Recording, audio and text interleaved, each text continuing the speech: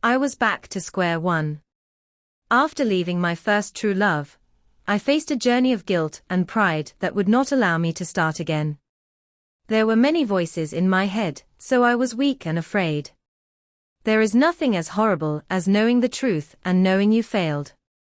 There was no consolation for me, as I had betrayed the only one who could console me. I didn't believe that he would ever want anything more to do with me. My first true love, I faced a journey of guilt and pride that would not allow me to start again. There were many voices in my head, so I was weak and afraid.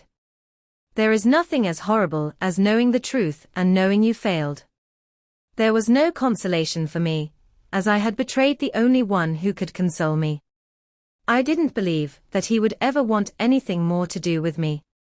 A surprising turn of events. I focused on my boyfriend, to see whether he could fill the empty space within me. But he was not enough. That space only belonged to my God, and now it was too late for me. My mother kept inviting us to come to church with her, but my pride would not let me. I was not ready to face all those people I had betrayed. But, to my surprise, my boyfriend opened up to the idea. Because he had lost his dad when he was 8 years old, he led a very difficult life. My mother empathized with his story and spent hours explaining to him about how faith in action could change his life. So, he decided to give it a chance and he started attending church with my mother. It was wonderful to hear the two of them talking about what was happening in the church. I would live through them, but still believed I didn't deserve to be forgiven for my betrayal. Now I would see all my family and my boyfriend going to God's house, and I would be left alone at home. This filled me with great anguish, because I missed his house, and I was still feeling sorry for myself. My boyfriend, who was excited about all the new things that were happening to him, started sharing his experiences with God with me. I remember the first time he received a miracle. He was very happy, but the most notable changes were those which were happening inside of him. I was no longer the center of his universe. He was no longer an unstable person, but was positive and was planning for a bright future. He had finally found the father he had always been searching for. My second chance seeing these changes in him made me long even more to return to my first love. One day, facing a huge internal conflict inside of me, I remembered the parable of the prodigal son. After he had greatly betrayed his father, he decided to go back to his father's house. Remembering how happy the father was to have him back gave me hope. I began to understand that my pride was impeding me from grabbing a second chance. I decided to fight against the guilt, anguish and pride inside of me and chose to believe in God's mercy.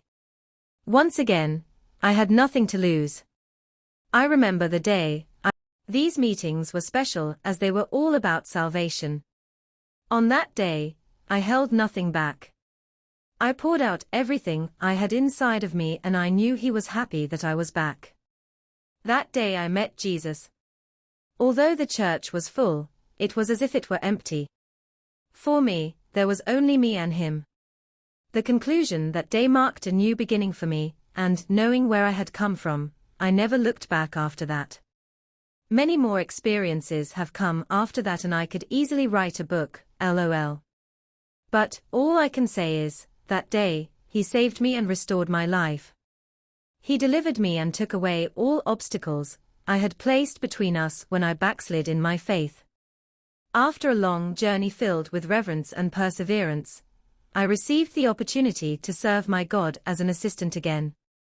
By this time, even my boyfriend was serving God, and we both decided to place our relationship in God's hands and dedicated our lives to Him, so that He could bless our future, and He did. After 1 year, we got married and we are serving God together to this day. A warning: I would like to leave a warning for all the young ladies who are now safe in God's presence and who, when reading my story, may be tempted to give in to the temptation of experimenting what the world has to offer, thinking that they will be able to come back later. The battle when you leave becomes extremely intense. I cannot explain to you how weak I felt and how almost impossible it was to come back. In fact, of those who leave God's presence, the majority never make it back. I represent just a minority. The reason I shared my story was not to give you hope that you can return, but to warn you never to abandon your faith in the first place. I know firsthand what it is like to have hell surround you, and it's an experience no one should ever have. So, take care of your relationship with God. Although the forbidden may seem exciting and attractive, I can tell you, nothing in this world will ever fill the space that belongs to Him. No boyfriend, no entertainment, no addiction, no friendship. In other words, nothing. Do whatever it takes to preserve your relationship with Him.